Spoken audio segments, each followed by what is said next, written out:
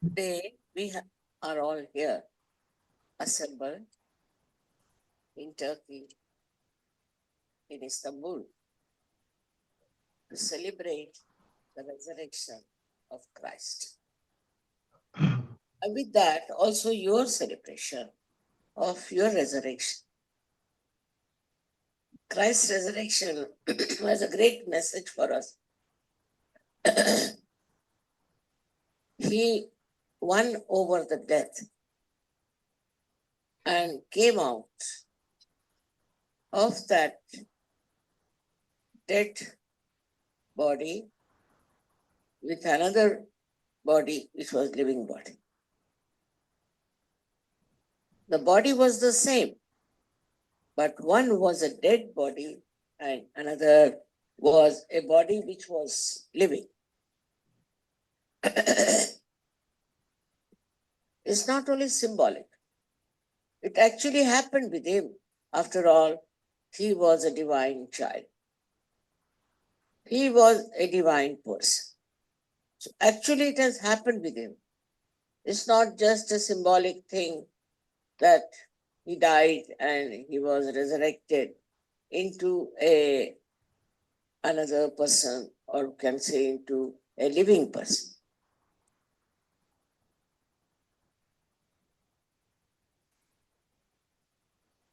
For him, what is a death? For eternal beings, there are no deaths. There is no death for a person who is eternal. He may, for the time being, look as if he's dead, but he can never die. Christ was like that, a very, very special incarnation which came on this earth to be reborn out of the dead.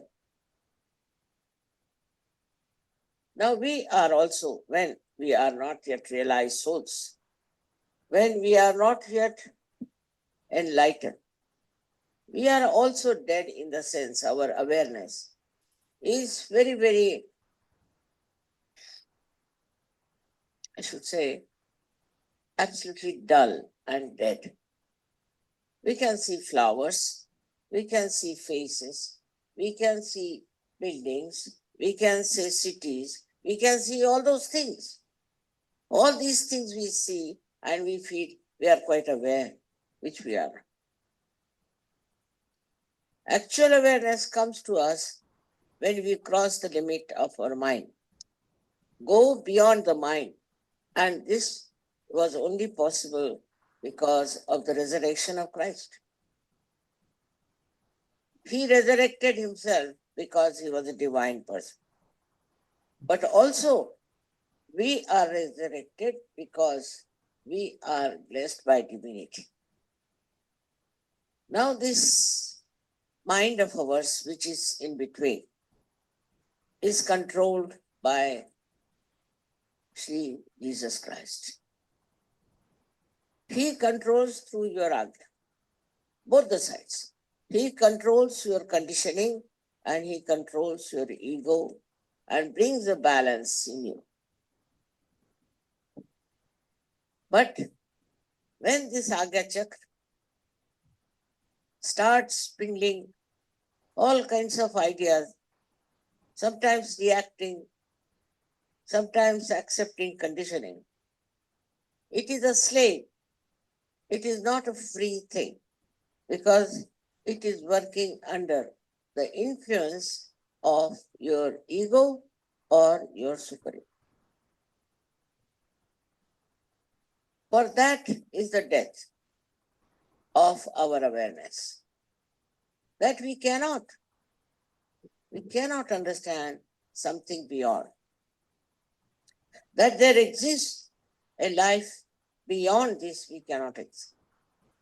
This is, we have seen now, that we were all in a condition that was dead. We were feeling bad, we were feeling anxious, we were fighting, and we were thinking that there's something wrong with our present life. There's something definitely which makes us slaves. by which we are slavish. That we realized, no doubt, and we started seeking the truth. We started seeking the truth in so many ways. I know so many were also went astray and they lost their balance and have fallen into a complete demise. But so many of you have been salvaged, have been saved by the great example of the Christ's resurrection. He had to venture, he had to do it, and he worked it out. Without him, our Agya would not have been that flexible. As it is, human beings in the olden times were conditioned very much. And when they have become modern, they are full of ego. Nothing in between. With these two influences, we are imprisoned. We are absolutely dead. We have no sensitivity for anything. I've seen now, even today you can see what things are happening across, is people are very anxious to kill each other. Human beings want to kill human beings. Can you imagine such a stupid thing that we should kill our kith and kin?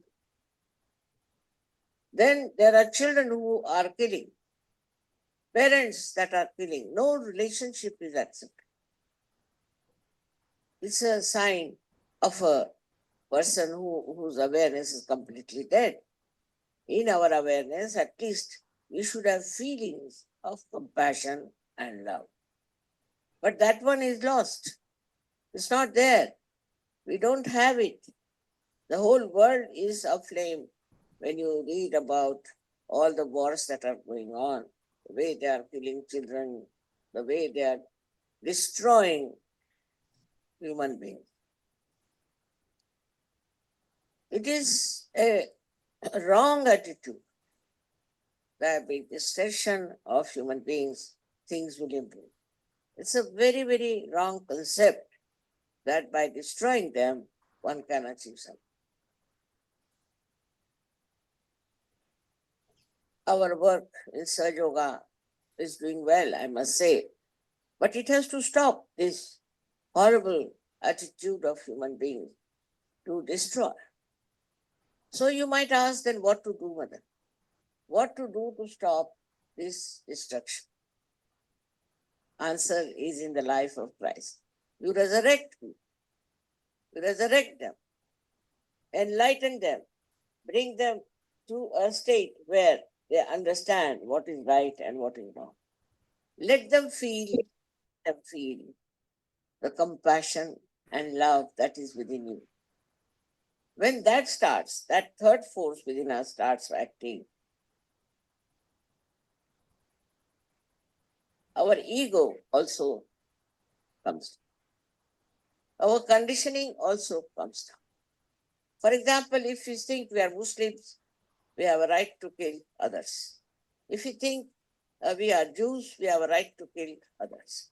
All these differentiations and this kind of discrimination that we have is so stupid because you are human beings, they are human beings. You are killing human beings. Not that they have committed any sin or they have done anything wrong, except that in their foolishness, they believe that they are this and they are that. You are not. You are just human beings. In every human being, as you know very well, there is Kundalini. There's no discrimination. Everyone, whether you are a Muslim, a Jew,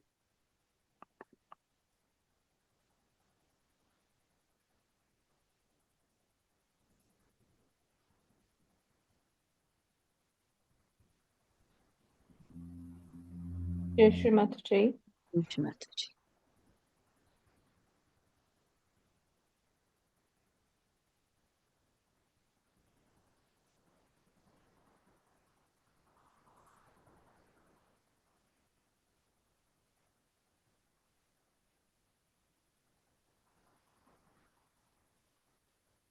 Such a beautiful puja talk. It's Easter puja talk of Shri Mataji in Turkey in 1999.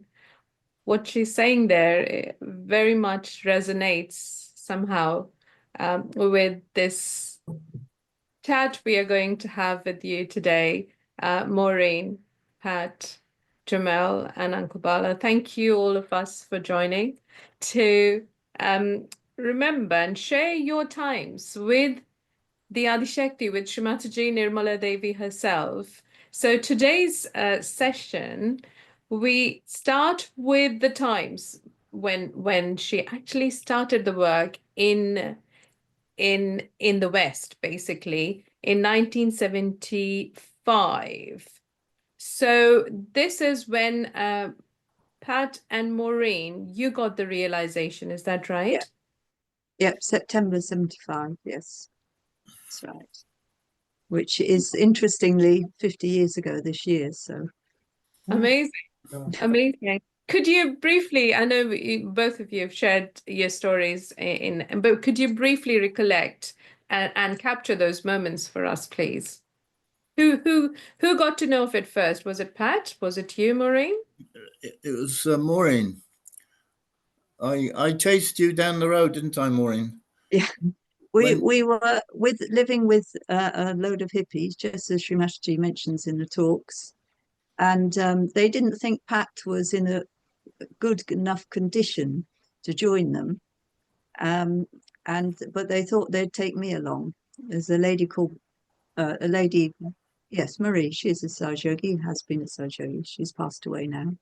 And she was taking me, but Pat heard about it and he came and joined. And they luckily, because he was my brother, they couldn't turn him away.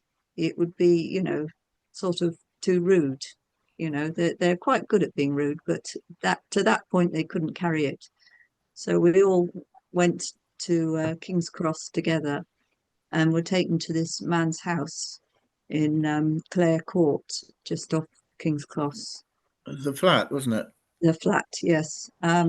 Where Shri Mataji had been invited by this man who had met her at the Bharatiya Vidya Bhavan in New Oxford Street, where it was at that time, the Indian Cultural Centre. He had been to one of her talks there and invited her to come and meet his yoga group, wasn't it, Pat? His Hatha yoga group. He had a Hatha yoga group. What did you experience when you first walked in the room, Mom? Well, I just thought she was a goddess, and I just that was my first feeling. She was dressed all in white, and she was fighting with these stuff in an Indian gentleman who was knelt with a turban on, and she was dealing with all sorts of stuff, like this. And she had a watch on with no numbers on it. And I thought, well, she doesn't need to know the time, because she's a goddess. Totally. And she was saying about the fingers related to different chakras.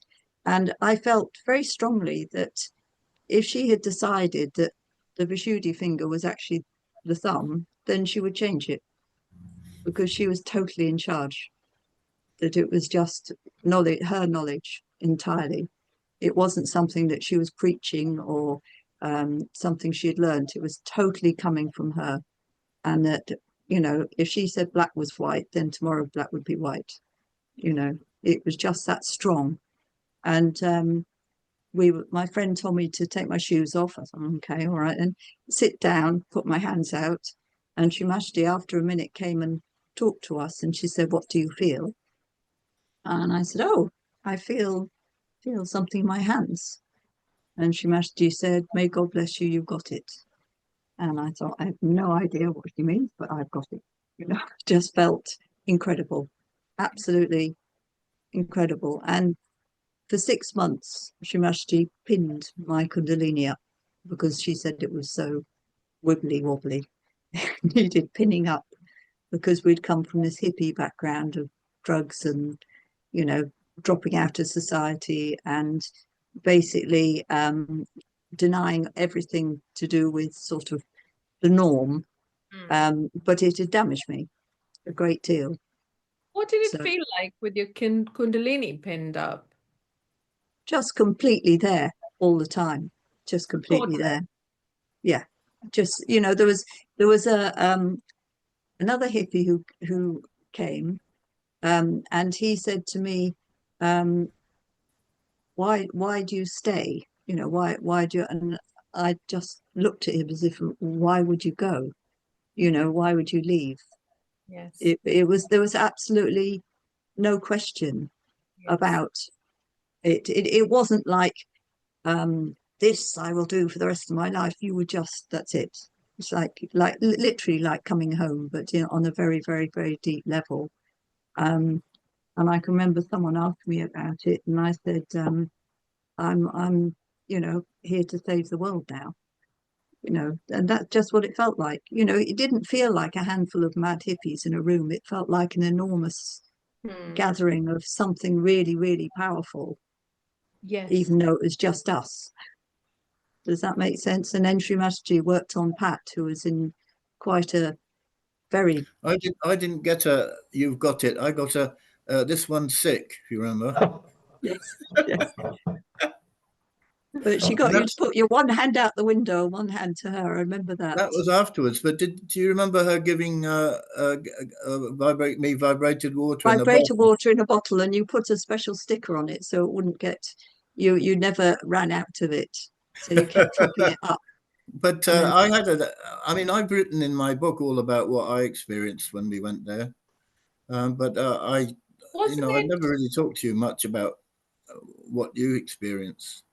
Go on. Yeah. Please share those. And also, it wasn't it that you had a very sort of limited lifespan at that time, Pat?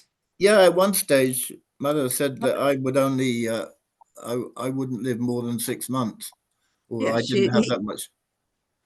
And he was in a terrible state. I mean, he was living on Mars bars and drugs and Coca-Cola. Yeah, was it when you first came, or was it? Yeah, when he first came. Oh, wow. When I first came, I was thin as a rake, believe it or not. And yards of hair. You do look, yes. So And, Maureen, you actually felt, you walked in there and you thought, this is a goddess. Absolutely. And it was nothing I'd ever thought of before. It wasn't like anything that, I'd read the Bhagavad Gita, I think that was it, and Kahal Gibran, and they had moved me greatly, but I'd never seen, it was not in my experience to sort of casually think of people in those ways at all. It's the same with me. I mean, I couldn't put a name to it, but it was just something colossal. It was just completely awesome. It was so awesome that I couldn't think about it, and I wondered about it later. You remember? I don't know if you remember. Well, when Mother was vibrating that water in that bottle, I saw her turn around and open a door behind her, and put the bottle into this atomic furnace, and then take it out and give it to me. And afterwards, I wondered if she'd actually done that, or if I'd just been seeing something on a higher level. But at the time it just seemed kind of matter of fact, but I couldn't put a name to it. I didn't know who or what Shri Mataji was, but I felt she was just like Christ, and I didn't know why I was thinking that either, because I wasn't supposed to believe in religion. I was supposed to be a rebel, so it was kind of confusing. Yeah. And I think what was astonishing was that I couldn't quite get over why nobody else, or not as many, the others didn't have that strong feeling, that the people that we were with who sort of fell away gradually. Yeah, same here. But that went on for a while, didn't it? I just couldn't believe how people couldn't see it. Yeah, well, how people could meet Mother and then go away. I used to wonder why people in shops didn't all fall at her feet. How could they just serve her and look her in the eye, and then carry on? The Mahamaya working. So strong, and I mean, it did feel that she was immense, you know, not in size, but in I suppose it In a must be present. power. Presence, her presence. Yeah. Presence was just, it was just huge, you know, just huge. So this is And September 1975, isn't yeah, it? 15th of September. 15 September. Wow. It's the Sunday, yeah. Amazing. Yeah. So Yeah, how so. did things move on from there, and what Well, happened? she came to we mentioned names? Your choice, yes. If Gavin's flat. yes, We came to Gavin's flat in yeah. North Gower Street, 160 North Gower Street. Shri came the next week. And Pat, you came to that one, and I think that was the one. No, I Was missed that the one? next week. You missed the next one. And Mother asked after me. You told me afterwards because you went, Yes. and that touched me. So I kind of thought, yeah, that's weird. Why didn't I go? Something distracted me. Yeah. And then I went, and then we got invited to her screen. Yes, to soon Mother's after. house. Yeah, and then I missed The it because next of weekend. that wretched Ignatius. Ignatius, yes. So what Mention no happened? Does names. that bring out some memories? Her screen, this is. Her screen, yes. Yeah, that's And quite early on. and the lady with the red t-shirt, Marie, is the lady that brought us to meet Shri Mataji. She's Wow. French, so we have a great deal to thank her for. And this was in Mother's garden in her screen, and that's her granddaughter, youngest granddaughter. Anupama. Well, that was Nanu, the little one, and that's Anupana, the bigger one. Yeah. This is her Yes, so screen as well. yeah, the gardens, yeah, beautiful. And this is our seminar that we had in Western Supermare. Oh, I mean, you that one you can see how Mother had to make do and mend, if you like. Look where we are in a storeroom Above the restaurant. above an Indian restaurant belonging to one of her nieces. I think it was, wasn't it, in Western Supermare? Yeah. Yeah. And that photo is one of a series of photos in which Yes. Shri Mataji was trying to make me smile. Yes. Wasn't it? Yeah. Yes, the first one, so he's you very, get very bangle on serious. you. Yeah, from Shri Mataji. Yes. Well, Shri Mataji's hand goes up higher and higher, and as it goes up higher, Pat suddenly eventually smiles because his heart was in such a terrible state. Okay, doesn't seem to be a bit of chronology here. No. Stop that. Okay, so what happened after this then? After this, Shri Mataji, well, we had the meeting at her screen, and a lot of hippies were there. I mean, so many. And we stayed the weekend. We all slept on the floor in the I front missed room. that week. Was that the weekend I missed? I think it was, yes. So Yeah. this is later on, this one that you can see here, but this is where we were. And Shri Mataji worked on me. She oiled my head. You know, just incredible things to clear me out of all, because I had been taking drugs. And, you know, I hadn't done it for very long, thankfully, and not quite as assiduously as Pat had to try and achieve his realization. I mean, it was all about trying to achieve nirvana and, you know, achieve this state. And then we met Mother, and it happened like that. And everything else became, you know, we stopped it immediately because what was the point? You know, it just took you off. And so that went on for I mean that not long after we met Mother, she went to India, didn't she? Yes, that Christmas she went to India for I thought it was 3 months, but probably Several even months. longer. So after her birthday in March, definitely. And she had said that we could go to India with her next time. So we stopped being hippies and got jobs and started saving money to go to India. And then when Mother came back, we were in such a state, she said there's no way we'd be able to go to India. So Pat blew all his money on a record player, I think. It wasn't a record player, it was a stereo system. It was a really good one. Sorry, I beg your pardon. Stereo. So because the one thing we could do is listen to good music. You know, we'd given everything else up, so we were So listening to music. what did you define as good music? Because There was only one, Yes. mainly, and it was called, what was it? Call of the Valley. Call of the Valley. That was the only Yeah, so one we knew was all right, because we'd heard Mother play it at her house. So we used to just Yes. play that one over and over again. Oh, okay. Yeah, it didn't Yes, matter, I even though know. there were special ragas for different bits of the day, but we didn't know that, so we just played it all day long. Yes. In fact, we still play it at our meetings when we're meditating now, because I still think it's one of the most beautiful meditative musics. We actually still play It it is. now, even in You do art. as well. Yeah, I us do, too. yeah. I like playing it, yeah. Yeah, yeah. Well, also it takes me straight back to those days, you know. That's The good old sitting. days. so did the first Havans happen at her screen as well? Yes, yeah, that's right. We had a Havan outside. We had no idea what a Havan was.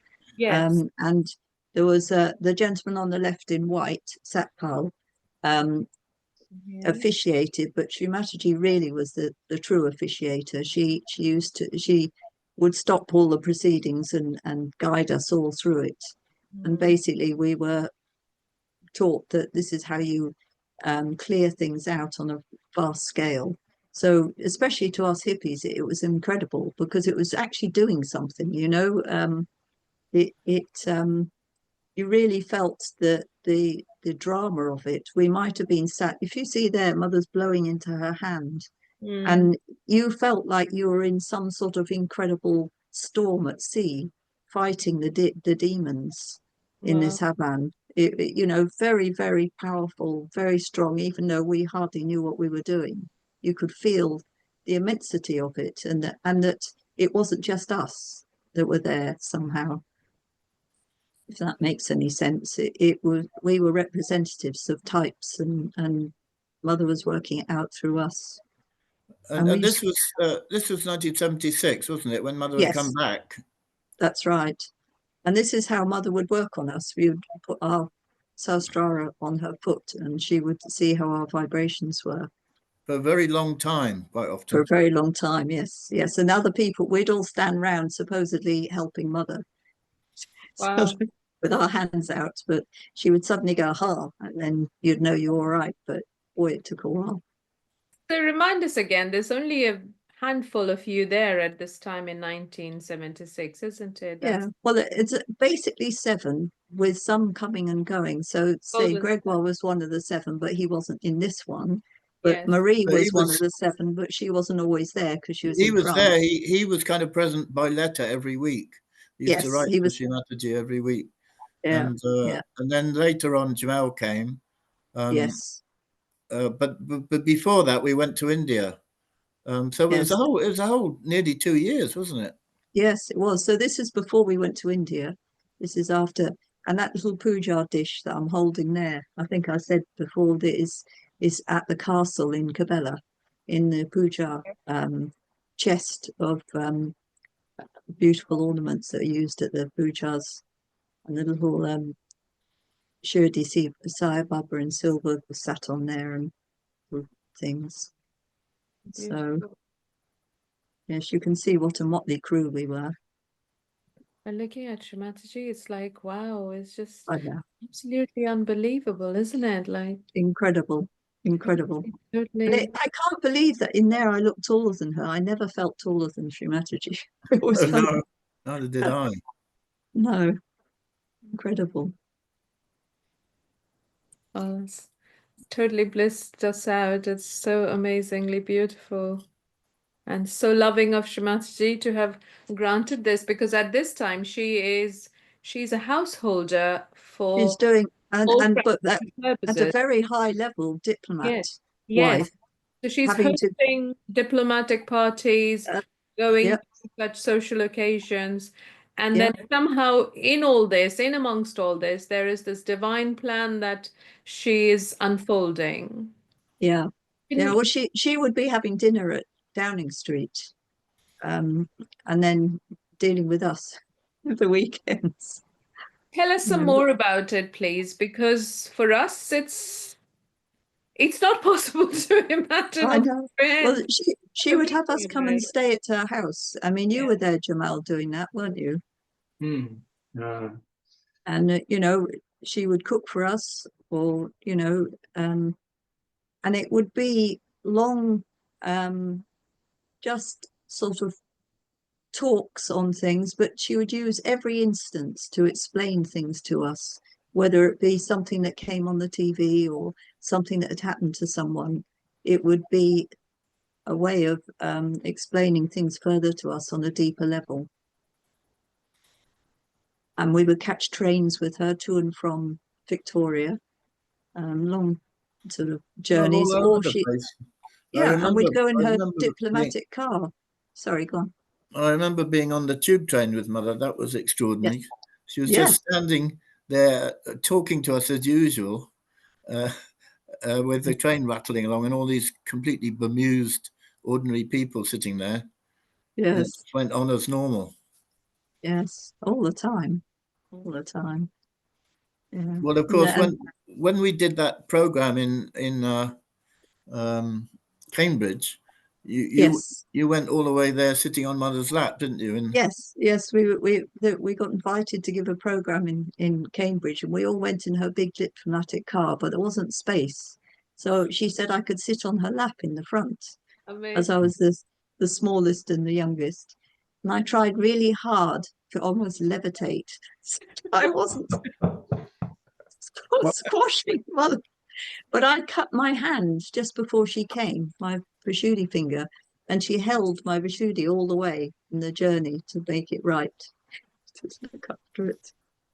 You know, I mean, how could you even think for a second not to do everything for Mother? She did everything for us, everything on every level. And that was that the Cambridge meeting where all the people were sort of old fogies and stuff?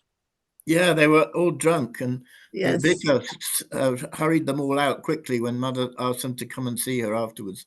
And you remember Yes, Mother kept laughing about it for weeks afterwards. They were in such a state. It was an old people's home, I think. Sorry, remind us when this incident happened, and is it the same time when Shri Mataji stopped by at your place, Djamel?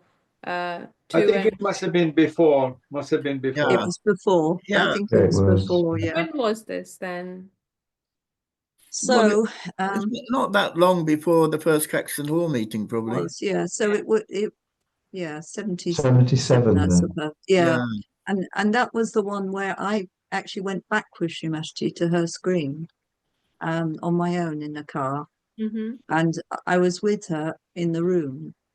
And she was talking about Mary and Jesus, and I suddenly saw her as Mary, and I couldn't do anything. I couldn't speak. I was just, I could feel she was talking about Christ. I felt all her sorrow. I was absolutely just floored. And she looked at me and just took it down, took it back to sort of normality, if you like. She could see that I was just couldn't cope with this. I'm speechless and stunned, and the sorrow that I felt, that she felt for Christ, was just unbearable, absolutely unbearable. Yeah. But, Maybe, do you think it happened in September 1977 when I was away? You remember when I left? it I could left be. Acton Lane It could be. Yeah.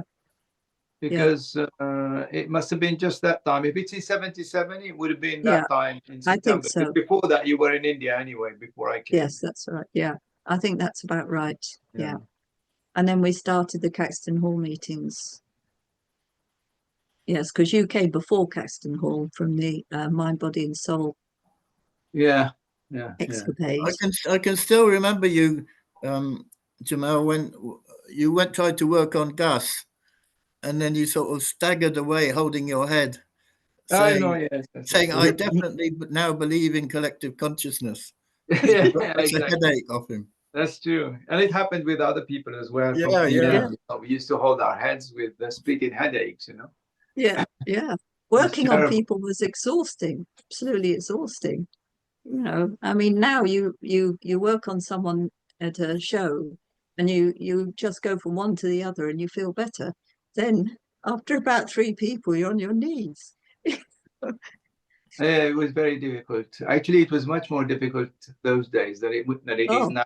Now you can just speak to people about Sahaja Yoga and they say, "Oh, I felt everything you said."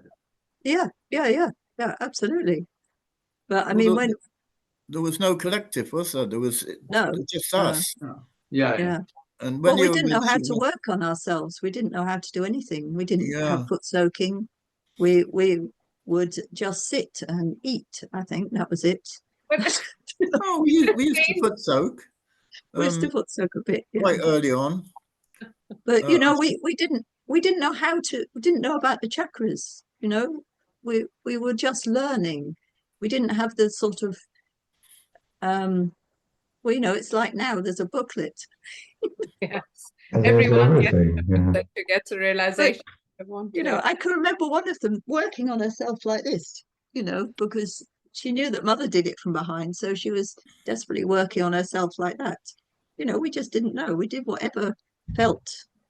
We didn't know anything. We knew nothing about pujas or anything.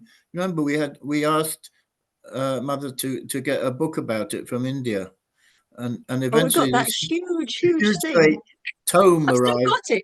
I still You could- got it, you know. It's about 100 pages and it's about A3 and it's reams and reams of everything you do in a puja. Yeah, And, you know, and You we have were that book? floored. Yeah, still got it, yes. But it was from India. It wasn't a Sahaj Yoga book, you see. But I don't know any A3 book, and I am from India. Well, what I mean is someone had typed it up. That's It very wasn't, interesting. it was just sheets and sheets. I'll have to look it out. yeah. It You was did very- first. You did the puja to the leaf, then the puja to the this, and then Yeah. the puja to the that. And you know, Yeah. after about 3 hours, you got to the beginning of the actual puja, and it was just mind-boggling. But we knew Yeah. nothing of all this. It was all. Did Mataji take you through the book, like literally? No, Like, no, you- no. I think Absolutely. Gavin got hold of it. It was sent to Gavin because he had the office and all that. I mean, when all the pujas we had to begin with, Shri Mataji directed, really. You know, it Yeah. was like she said to, like Pat said, you know, she said, I'm doing puja to myself, basically. But she was having to Oh, that tell was us. one day when she couldn't find anyone who could read Sanskrit, and she said, "I'll just have to worship myself." Yeah. That was, never forget that. But you know, I But mean, you can see recordings even now when there was quite a few of us where Shri Mataji would stop everything and say, you're saying, no, this isn't right. You know, people who get really into reading things and Yeah, stuff, yeah. and she said, no, you know, that's we don't need to do that anymore like that. This method, or with Shri Mataji's direction, because very carefully Shri Mataji didn't want or doesn't want her children to go in one direction or the other. It's always the middle path, isn't it? Yeah. So she was particularly directing how you should do the puja and how you should do the havan, and they were particularly long in those times, perhaps because there were so few yogis, whether it's the West or India itself. So how, I mean, you didn't know, you were learning about the chakras, the deities as such, Yeah, and everything. As we went along, we were learning Yeah. about everything. And you know, luckily Douglas recorded yes, everything. So, yes. and I mean, I can remember at Gavin's flat, so that's going to be quite a bit before things got going. Shri Mataji gave talks on each of the chakras, and they're only audio talks, but they're very deep, very, very deep. What No. was it like, like you said, you would stay over at Shri Mataji's place, and this is 1976, 77, isn't it? Yeah. What was it like? What was every day like? Give us a sense, please. Right. Build Okay. a picture for us. You were always obviously in Shri Mataji's presence, and you weren't constantly in bliss because we were in such a state. I can remember that they would start the cooking quite early on, and I'd be really hungry. So And there'd be this when you smell say coming. they, it is the cook or the The people cook and cooking? the people that came with Shri Mataji from India. Sometimes Shri Mataji would cook, but quite often they would cook. And the amazing thing was that the Shri Mataji would be talking to us on a, you know, about vibrations, about the subjects were just endless, you know, about the talks and everything. And where, as I say, you'd sort of, me personally anyway, I'd be hungry and I'd smell this and I think, you know, wonder how long we've got before. But then Shri Mataji would take you somewhere where you'd go beyond that desire, and beyond that feeling. So you went through. It was as if she was taking you through the stages of how to sort of watch yourself, how to witness how you felt about things, and to see your weaknesses, if you like, you know, because, you know, I can remember it at the puja we had at Gavin's house, the Guru puja, where Shri Mataji sat on the sofa with the flowers between her feet on the brown sofa. And I was in such a place where I didn't feel like eating. I literally was staring at this food and I had no desire to eat. I was just full, you know, of vibrations. And then when we came out of the puja and we went away to our homes, I thought, why? I'm really hungry now, but I just felt like food was a sort of an annoyance that I didn't want to interrupt what I felt by eating. To go down to that level, you know, I suppose to be a better level would be to eat without thinking about it. But for me, it was novel to get to a place where I wasn't, you know. Do you remember at one point Shri Mataji decided we shouldn't eat at all before pujas? Oh, absolutely. No, Yes, every yes, puja we didn't yeah. eat before. No.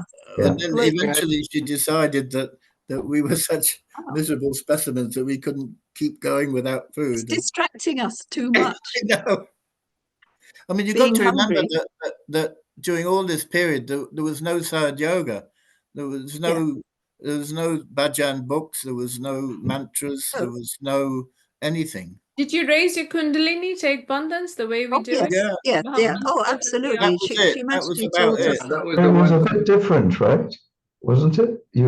We used to put bandans on first and then raise the kundalini, if you remember. Sounds like Yes, one of those yeah. Sahaj arguments.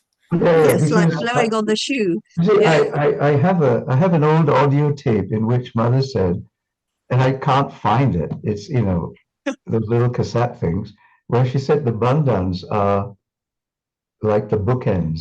You start with the Yes. bandhan, you do everything in between, clearing yourself out and all that, raising Yeah. kundalini, and then you end with the bandhan, and those are the bookends. And somehow it disappeared. Yeah, it changed. I think it's because at some of the talks, Shri Mataji would get people to raise their kundalini and then put a bandhan on. Yeah, If you yeah, look, she actually does that, and probably people copy that. But yeah. what interests me, you have Shri Mataji putting on a bandhan. She does it really, really big. Yeah, it's So really when I well. see people doing this, Oh yeah, I that's thought, it. what are they Yeah. actually It's doing? symbolic. Right From down to hip the to hip. nose. Yeah, It's from hip symbolic. to hip and above the No. head. But you know, you have Shri Mataji doing it there. Why would you, you know? Yeah, it's just unbelievable. And the other little change I remember, which I realize is not significant, but just how it's changed, because I still remember Mother showing me when I was staying in a house that, you know, you come up and you tie it above the head. Yes. And I thought it was changed for America because she used to say the Vishuddhis are so bad that you tilt it back and then tie it. And then now you see the newer videos of Mother where Yeah. she's actually She's looking at her hands She is, with yeah. the head Yeah. back. And I thought that's invented for America. So I just do what she taught me. I haven't changed yet. Oh no. Well, when we were first taught the Maha Mantra, it was to say Swarupini instead of Sakshat. And then when Shri Mataji, there was an India tour that we didn't go on because we used to go on and then we didn't go for a while. And I remember everyone coming back saying, it's all been changed. You now say Sakshat because Swarupini means in the form of and Sakshat means exactly the same as. And it's like Swarupini is to sort of, you know, so our egos don't get too upset. But then Sakshat is, yes, Sakshat. She also That was took a out, change. we used to say mantras with Shri Bhagwati, and she took Yes, that out. yes, yes. Right, Bhagwati had to go. Yes, yes. Yeah, that And, had to. and if you go to some far-flung countries, they still say Bhagwati because they haven't been hasn't reached there yet. No, they haven't had it great yet. So did they remove it But because there's it makes it shorter, or? No, I think it was Bhagwan was sort of means God, doesn't it? Yeah, Yeah, that's and right. Bhagavati, yeah. Yeah, that's right. And They just Adi shortened Shakti it. is like Adi Shakti is the thing, Yeah. the power. But I don't think it's just to shorten it. But I wonder if it was Shri Mataji playing with our conditioning. So because I can remember feeling really upset that this person came and told me that the mantra had changed. Like what you know is no, no, you have to get with it now. It's this, no.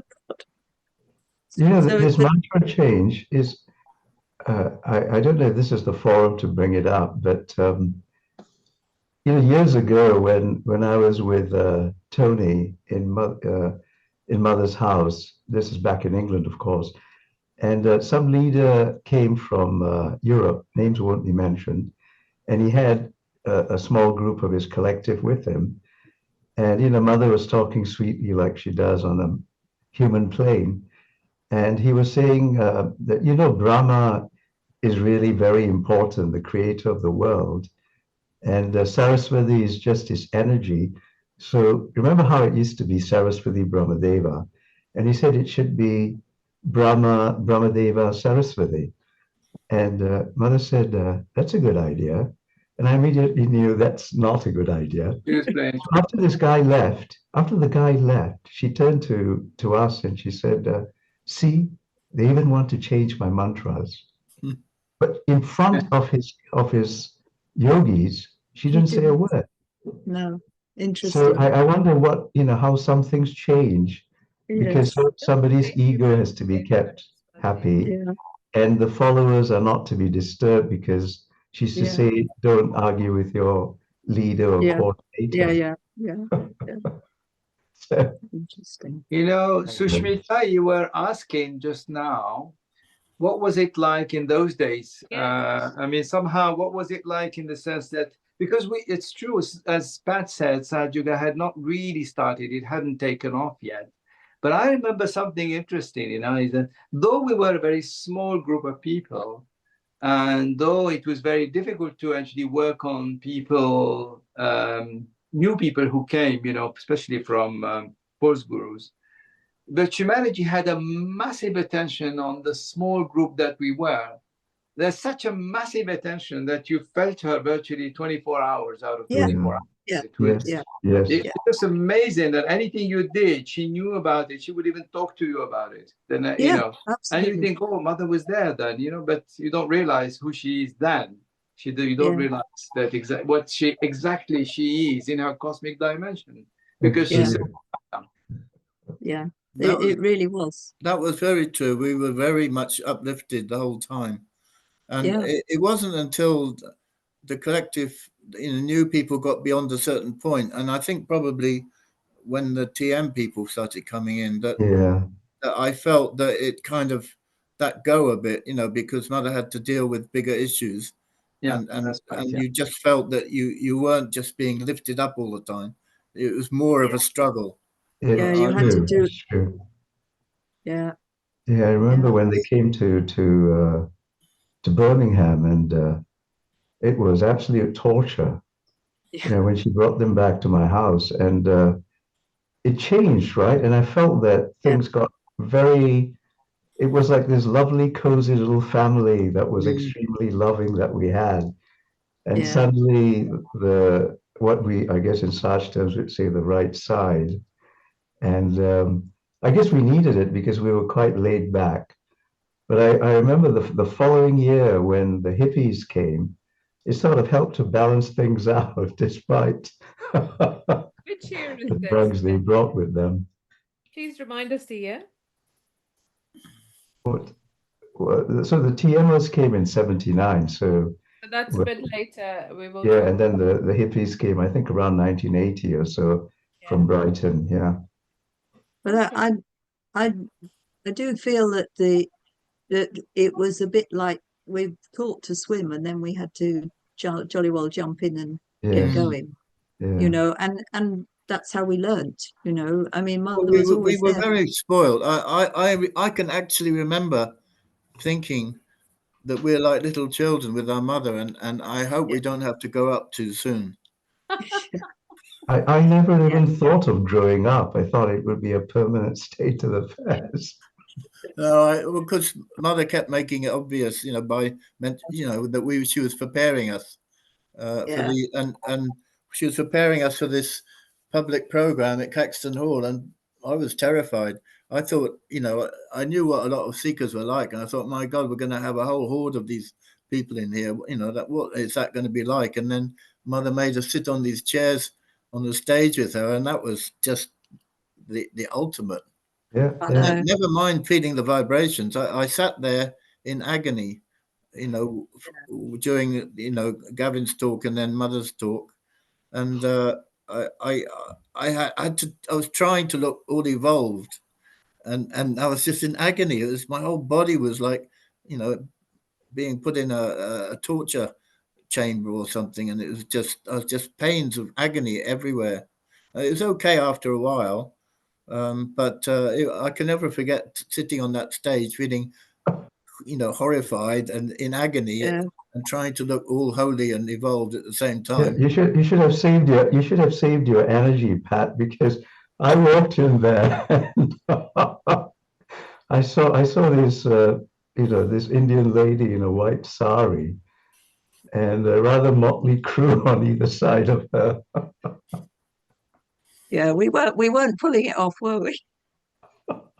Tell us about your experience, Uncle Bella, because somewhere you have mentioned that you had been seeking for very long, and unlike Pat, Maureen, and a lot of seekers of that time, perhaps you had an idea of the deities and the protocol and things. So what was your expectation? And when you saw Shri Mataji, I think you've talked about it in previously. Oh, Remind us briefly, please. well, firstly, I should tell you that I'm embarrassed to say I wasn't very much into the deities and so on, because I had a mixed upbringing, Christian with some Hindu. So the only deity I knew about was Ganesha, which was minimal. You know, and the other thing was Saraswati, which is for study. So there was something in the study room in our house.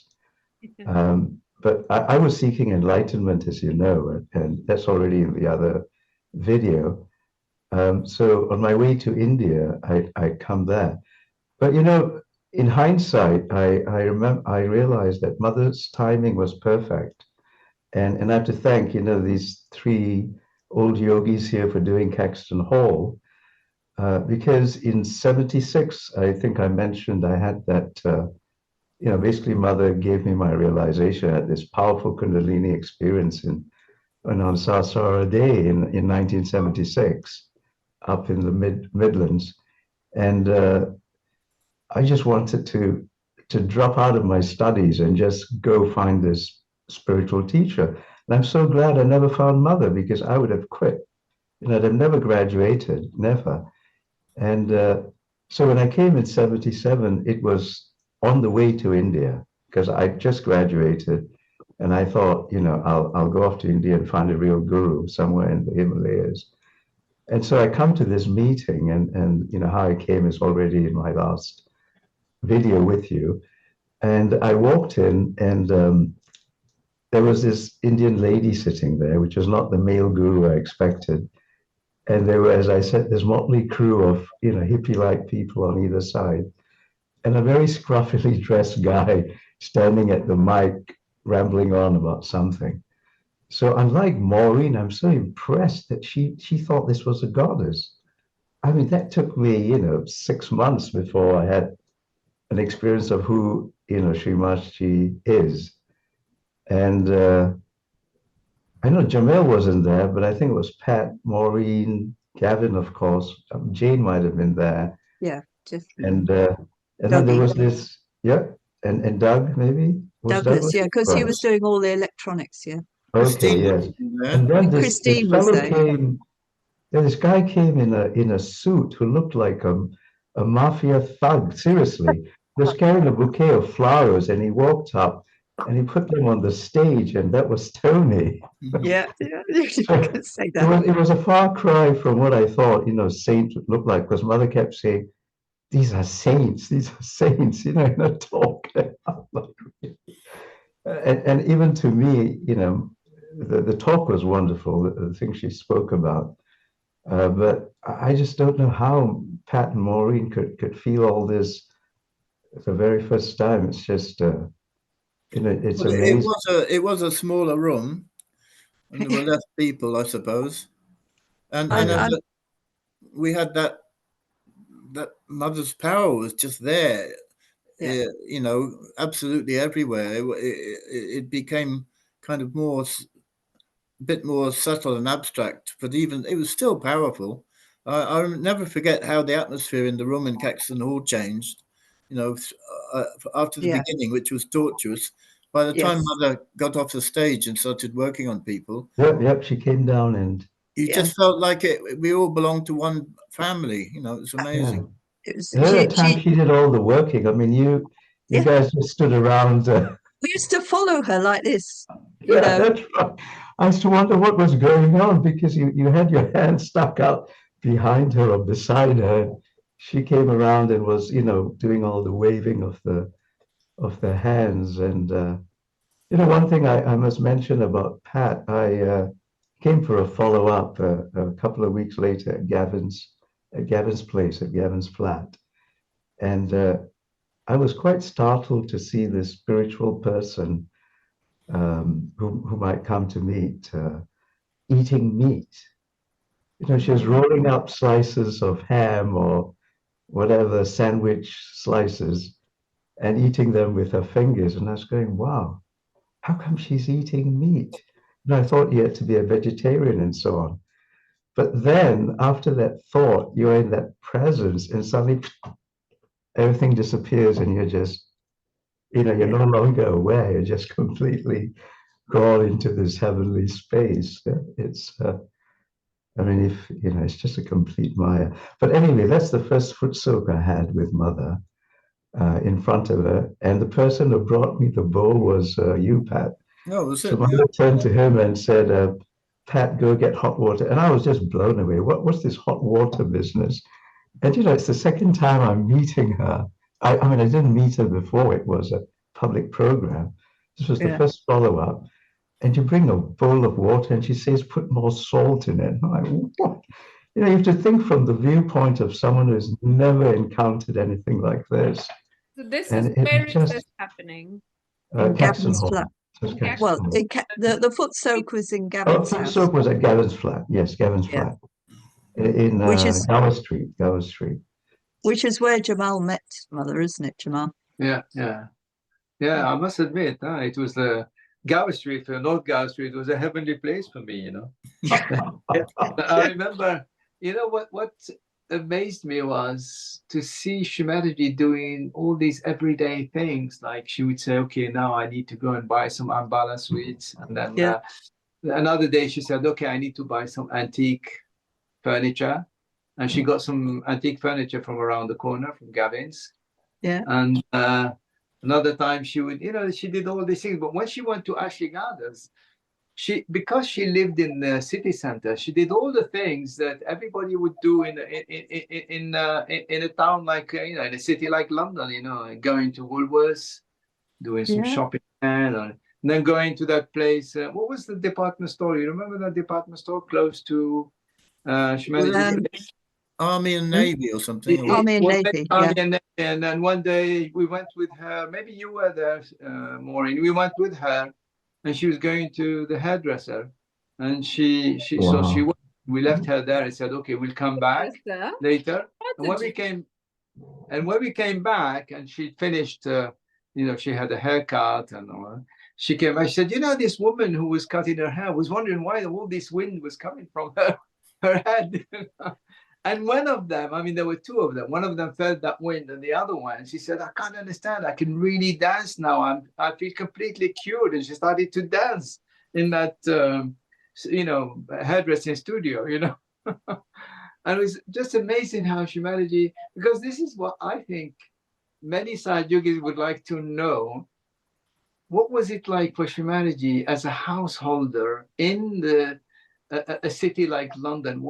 How was she living? And these everyday things were just amazing. How she was. We used to go to the bathroom center to buy accessories. We used to go to the German food center. You remember that, Pat? Yeah. The German food center, where CP used to like buying food from there, and then. The And there was one prestige thing tea. that I like to tell people, actually, that I like to take the newcomers, is that in those days, humanity judged everything from vibrations, including directions. Like if you went somewhere and someone made a mistake, she would say, "Oh, the vibrations have gone that way," and she would redirect the driver and say, "You have to go this way." But everything was vibrations, absolutely everything. The furniture she bought, the things, the different essences of wood that she used to show us and explain how they had coefficients. And you were talking about vibration coefficient earlier on. Elaborate, please, for us. There is an interesting story about vibration, the coefficient of vibrations. I don't know if it happened in Western Supermare, and Pat and you, Maureen, were there. But I remember once, maybe it was in Ashley Gardens, and she had she had salt and pepper on the table, and she moved those dispensers, of salt and pepper. She said, if I put them this way, the vibratory coefficient will be different. Depending on how you place things, the coefficient will change, And we didn't go very deep into it, but some people actually talk about Feng Shui. But Sahaja Yoga is much more powerful than that. Much, much more. Because it talks about the vibratory harmony that you would normally want to achieve through placing things in a certain way and achieving the maximum of vibrations. So is that, would you relate that, Djamel, to what physicists are discovering only recently about particles and how, where they are located, they still can communicate with one another? And when you observe the particle, it behaves differently. And when it's not observed, it could be in a different position. There's so much that's slowly creeping out that may one from research, it's true. On the quantum level, talking about this one, she said, in every atom you have a spirit. Yes, that's where it comes from. Yeah. We just use different words for it now. So tell us how, because there was time for spiritual evolution, but also there were times when Chimachi would relax with you guys, perhaps, and it was all about spiritual evolution. Even even when we relaxed with her, What it was like? Tell us what it was like. Well, she would put on a TV program, to distract us when she's working on us. So that she didn't tell us that. She put a program on, said this is good, and then she'd suddenly go, "Ha!" And she said, because our attention was caught with the program, so we weren't hanging on to the block any longer. We weren't so involved, because she said it was like spaghetti, and if she pulled it out too fast, it would hurt us. So we had to let go a little bit to enable her to get it. So everything she would use as a way for the vibrations. There was never a downtime, but because you were always in a downtime. You were always in. It was always chilled and blissed out. I mean, one can only just feel. It was hard work as well. Yeah, I mean, we were messed up personally, and Pat probably the same. I don't know about you, Bala and Djamel, but we had a lot to sort of work out. So I think for me personally, as I say, Shri Mataji pinned my Kundalini up because I think it protected me while it's like being in a chrysalis, while you evolve, is how I'd say it was. Yeah, the cocoon. I remember when Mother was in that flat off Sloane Square, Maureen, for a while. Yeah, yeah, And between moving from her screen, remember we had to move a lot of her furniture one day, and we'd heaved all this furniture up and down these stairs, and Mother looked at us and said, you're taking, now that you're tired, you're absorbing vibrations better. And I thought, uh-oh, it looks like there's going to be a lot of work ahead. And boy, was I right. yes. And in fact, I remember we all slept on the floor, and Shri Mataji was on the sofa that night. And she said we had to wake up at a certain time. And I felt Shri Mataji touch the top of my head, and I woke up, but she was on the sofa, like 6 feet away. So Wow. it was, you know, Was like, that the time we all fell asleep in a line? yeah, Channeling vibrations from Mother. Yeah, I remember. I can't remember. I woke up suddenly as well, and Mother was sitting there looking at us, and we all sort of got up and carried on. We'd been sitting in this line, clearing out vibrations for hours, and then we all fell asleep eventually, and then we woke up at crack of dawn and carried on. It was a lot of hard work. I mean, all the time. It physically, was always... it was physically, because we were, I mean, physically we damaged ourselves, and spiritually we damaged ourselves. But it was constantly trying to get us into that space where we were able to let go of all that, you know, the sort of physical discomfort or whatever. I can remember pressing Mother's feet to get the vibrations. And half of me was absolutely in awe of what was happening, and the other half was dying to lie down. I was fighting this urge. It was very tiring rubbing Mother's feet. She keeps saying harder, harder, harder, and you just feel like you're going to die, you know. And you just have to keep going.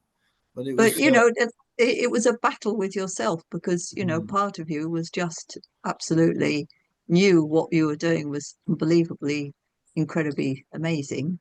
And then, as I say, you were fighting this very human sort of, you know, like the spirit is willing, the body is weak. So we were very glad and grateful, first of all, to Shri Mataji for all her love and patience, and also for you two and all of you, you know, who have stuck at it with that dedication and that total surrender, which is something else, actually. I mean, even for us practicing Sahaja Yogis, the strength and the confidence with which you speak, it's like Shri Mataji is giving you that first-hand experience to share that with all of us. So we're so grateful that you guys stuck it. Thank you very much. I think on behalf of all of the yogis the world over. How was it for you, Djamel and Uncle Bala? Subtly after you've got your realization, and was it equally as tough as Pat and Maureen have been saying, trying to clear out, or what was the experience like? Well, I personally come from a background which is a great disadvantage to someone who's trying to come to Sahaja Yoga, because when you come from a Muslim background, you are so heavily conditioned by all kinds of things. And especially this idea of deities and murtis and statues and all that, you know, is just out of order. And it's a pity, but fortunately, I'd been working on myself. So I did treat myself a little bit. Before coming to Sahaja Yoga, I started opening up quite a lot. I think the only problem that I had, the only major problem I had was I had some psychosomatic problems, which I caught because my mom used to take me to this sorcerer back home. To do something. I don't know what she was doing, but I think I got booted up by it. And my whole left side was terribly caught up. And Shri Mataji worked on me for months, you know. And I must admit, without her work, I don't know where I'd be today. But what is most impressive, I think, is the fact that when you first see Shri Mataji, in my own experience, when I first saw Shri Mataji, I said, she's not a human being. That was the first thing that came to my mind. She's not a human being. She's something else. And because of my background, I thought of her of a very, very, a saint of very high caliber. But I didn't necessarily realize that she was the goddess. But very quickly you do realize that she is the goddess, because she does things that nobody else can do. She does things that are amazing. She's got that. I think she has so much love that she drowns you in her love in such a way that after a while you think, God, she is the goddess. Definitely, she is the mother. She is the divine mother. And in fact, that was the first thing that I saw. I think Pat and Maureen had written things where they were talking about the divine mother. And I remember Pat explaining to me that, you know, you have all these chakras and you have a deity at each chakra. And then he said to me, you see, the last chakra is the sahaj and the deity is Shri Mataji. And then I thought, oh, that's interesting. That means Shri Mataji is a deity, at least to begin with. And then you start to, you know, you evolve, and then you start to sort of basically you start to recognize who Shri Mataji is, but very gradually, you know. But still, those were the beginnings, and we were such a small group that, you know, you wondered really whether, I mean, you don't have that capacity by which you recognize fully who Shri Mataji is, even if in the background of your brain there's something that's telling you that Shri Mataji is far, far more than just a deity. But what was it? It was interesting that, you know, when you meet Shri Mataji the first time, you think, God, she's so unique. She's so unique. And it will just, that's what actually pins you. I think, you know, Shri Mataji didn't need to do any more to pin my Kundalini up. You know, it was already there. It was finished, you know, because from the moment you see her face, it means that, you just know there's something which is, that Shri Mataji is really unique, absolutely unique. Yeah. Yeah, it's. I guess it was different for me as well. I came from, I guess, a background where, you know, we were all goody, good little boys, the children, and as I mentioned, at around 14, I started seeking consciously, and fortunately, I found a book. Which made me realize that I had to, you know, that you needed discipline and control and all that. So when I came, I was relatively undamaged, except for reading furiously and devouring all books on seeking and whatnot. So, and as I mentioned the year before, you know, Mother had raised my Kundalini by remote control. So when I came, she said I'd got it. You know, she said, "Oh, he's got it, and I felt nothing." And but the agya obviously was the one that was blocked that she had to work on. And when she cleared that, it was just phenomenal. Besides first feeling the cool and going back into that blissful state, which I had the year before in 76, I think 6 months later, as I mentioned, I had that powerful experience in a follow-up meeting in Caxton Hall. You know, Amazing. where I just completely, I mean, Mother said it was enlightenment when I talked to her privately the following week. I was in that state for 3 days and nights. And What was that state like? You there got was no separation. yes. There was no separation. Yeah. All of this is complete imagination. You know, the closest you can relate it to is an exotic computer program. And the programmer has just created it for entertainment. And we are, you know, basically, you know, you can't describe it. But like I gave that poem that Kabir wrote, there's really nothing, you know, all the mantras and all the stuff we do, it's just part of that play she has created. It's completely, but it is necessary for those who are seeking and coming to that stage. So I basically experienced the energy force or entity part of which was manifesting in this human body. And there was no going back after that. And that's when Mother, asked me to come and stay at her house, and I was there practically every weekend. And so, despite the trials and tribulations of life during those early years in Sahaj, as the yogis have said, nothing can change, that fact. It's like on a very low material level, if you know who your mother is, that your biological mother, you have the birth certificate, you have the proof and all that with a million witnesses. And if she did strange things or asked you to do strange things, it would never change the fact that was your mother, right?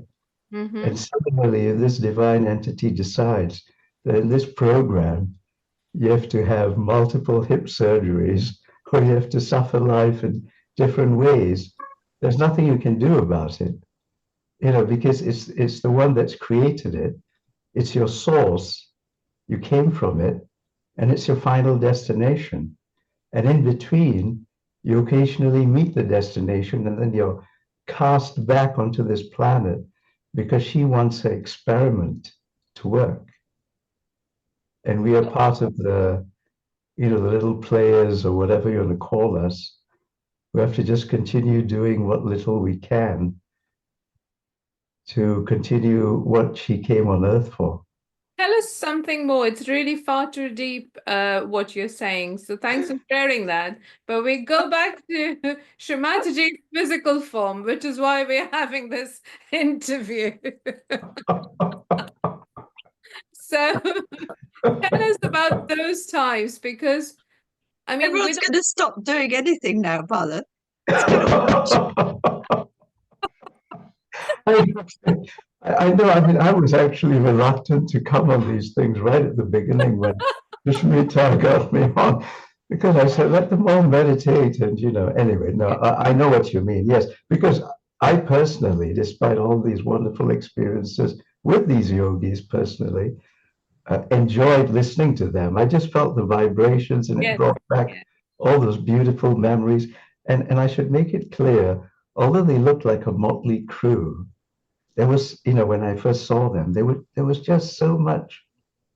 I can't think of a better word than love and compassion and energy flowing from all of them who were there. And I before going to Mother's physical form, I have to tell you about. So my first meeting with Pat was at that follow-up where he brought me a foot soak bowl, and after that I went to Finchley Ashram. You guys had an ashram in Finchley. Oh, and prior to that, the mantras and all were kind of new at that time, right? 77.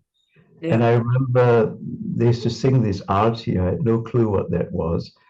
And I think it was Maureen who wrote the words of the arti for me. And I can now confess to all the new yogis, it took me 2 years before I learned the arti.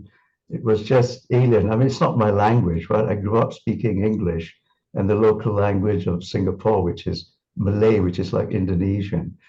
And Maureen also gave me a list of the word you use in the mantra, deity, the name of the deity. And we're just very simple ones, right? We just had 7, none of the left and right and all that. And the first time I met them was in Finchley. I remember staying there. It was very interesting. I slept next to a yogi who had a necktie tied around his head. And I remember asking him the next morning, and he said, "Oh, he says my agya, it's my chakra, it's hurting."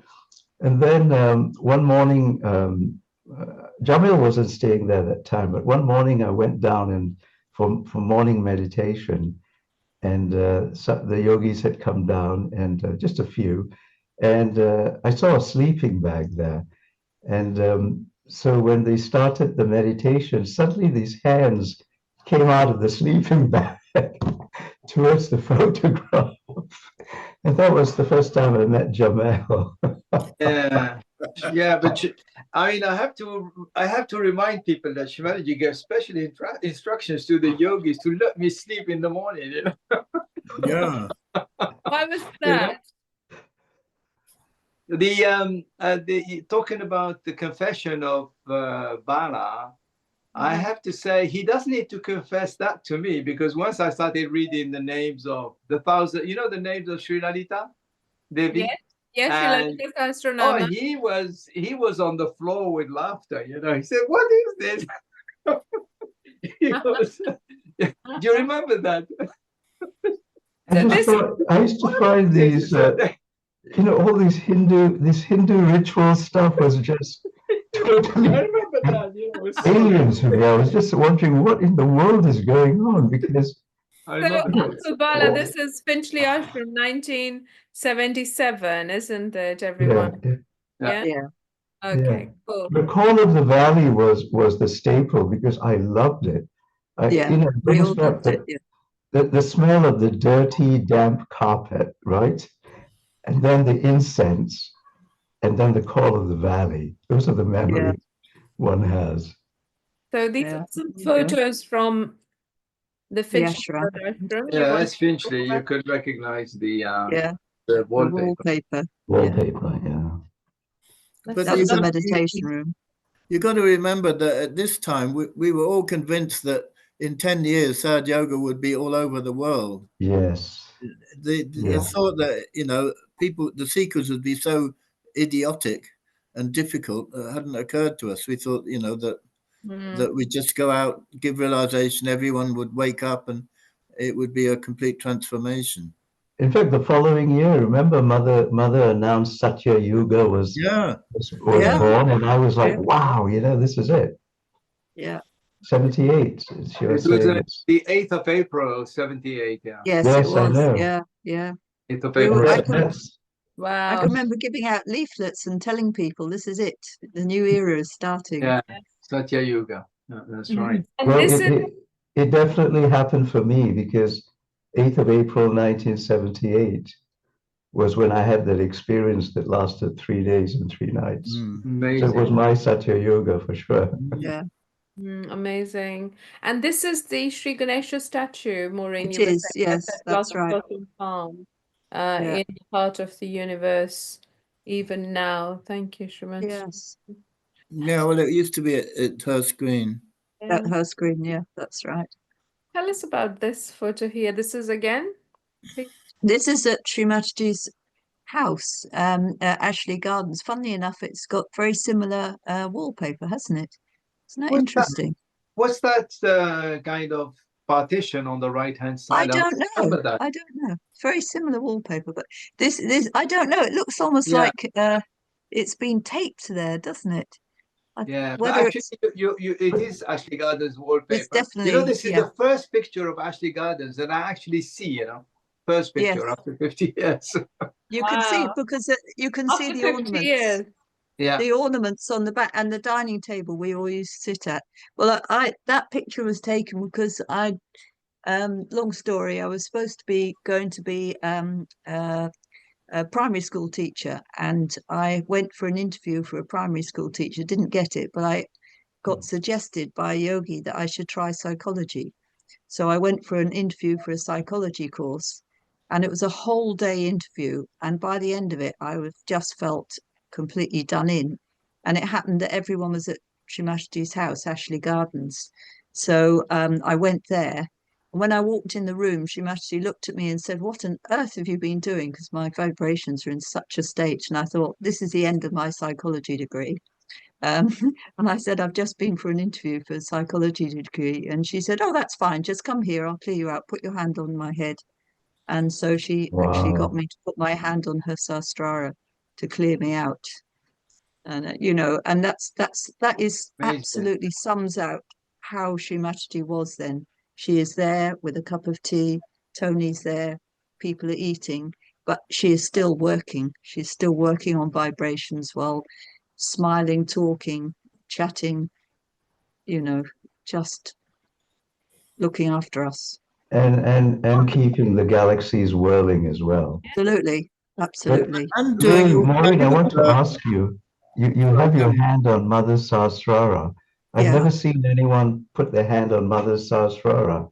I know. I mean, I know. that is amazing. What? It was. Could you put it in words? I know it's. Could you put it in words? You've got your left hand towards Shri Mataji, which My left hand is to the window. Yeah, okay, To so the, you're clearing out to the window, clearing yeah, out. and Yeah. you've clearing out got to the your window. right hand on Shri Mataji's. Yes. What was it like? I mean, were you like feeling electricity? I mean, it's very hard to put it into words to something tangible that we ordinary, well, yogis, stroke mortals can relate to. What was it like? It was like being in touch with an enormous engine.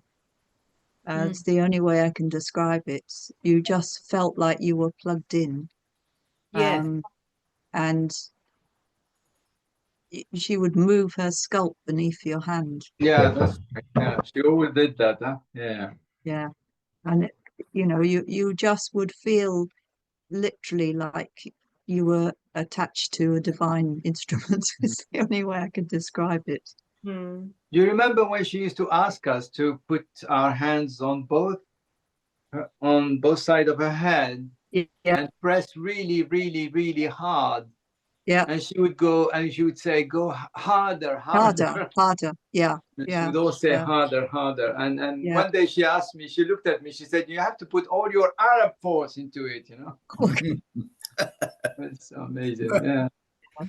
Well, it was similar to putting your head on her feet and your hands underneath her feet. Yeah. You literally felt like you were plugged into, well, the divine That's it. machine, Which you were. which you literally were. You literally were, yes. And she would move her feet and press down, and they were so soft and so strong. Wow. And this is 1978. So this must be about 78, yes, 78, because I started the course in October 78. One Wow. day, Maureen, I don't know if you remember, were you there when we were talking to Shri Mataji, and I said to Shri Mataji, Tony was saying that if you look at the muscles of her arms and the muscles of her legs and feet and that, she's extremely powerful because they're equally, how do you say, they're harmoniously powerful. They're not, it's not like people doing, muscle building or Yeah, that's not wrong. And then I said to Mother, but she met your muscles are extremely powerful. And I said, you could just cut someone's head just by with your hand. Huh? And she said, well, I can't do that because if I do, she said, I can do it, but I'd be left with half a yogi.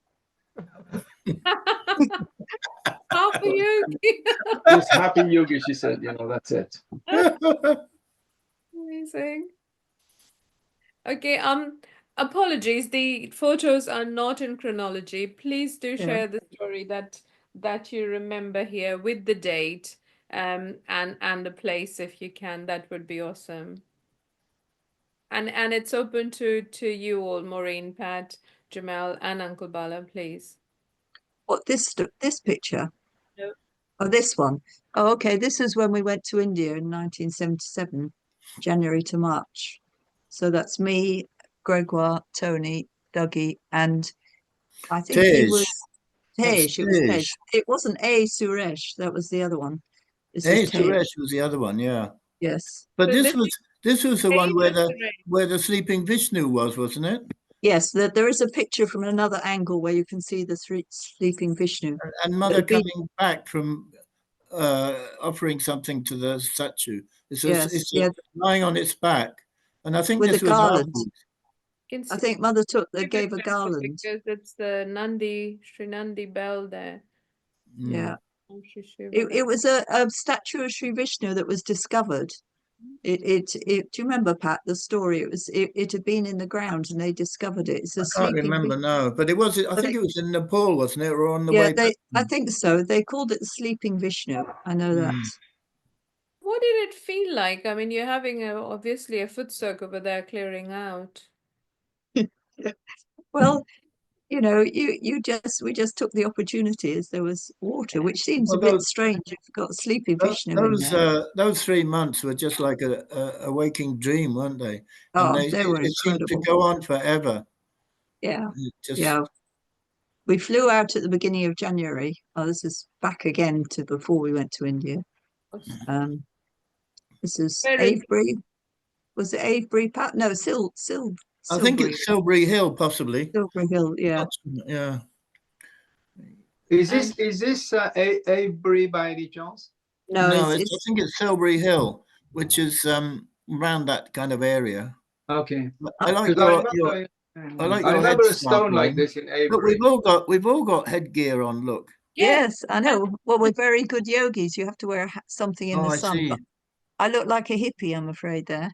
No, Very I much just so. look like someone. You look more like a kind of warrior about to spring on someone. Yeah. I'd agree. There's Douglas with his cowboy hat on.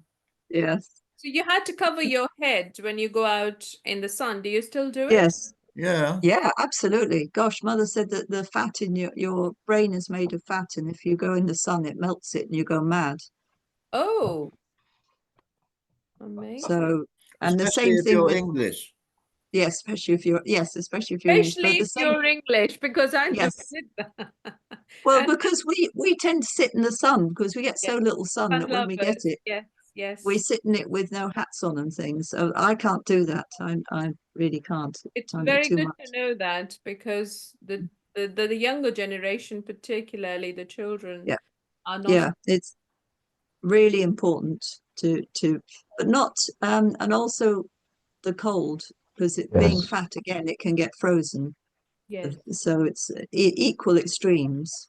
Ah, amazing. But she also said if you wear a hat all the time, you lose your hair. So, Everything in moderation. It goes back to that, doesn't it? exactly.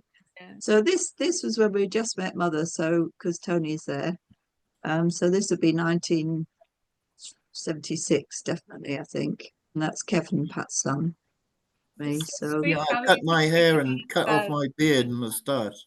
that's Mm. right. Ah. So Kevin was the first child that we Yeah, learned about being born realized. beautiful. Because when he came along, he was 7, Mhm. and Shri Mataji said he was born realized, and he felt everything instantaneously without having to be told about, vibrations and chakras. And it was our first experience in someone having that knowledge. And in a way, I suppose, if you needed convincing, it was more convincing to see a child of that age just feel the vibrations and be aware of everything. But as I Yeah, say, he just come out with these things, and he said, I think God gave me an extra eye. And then he looked at me one day and he said, I think you'll be famous after you're dead.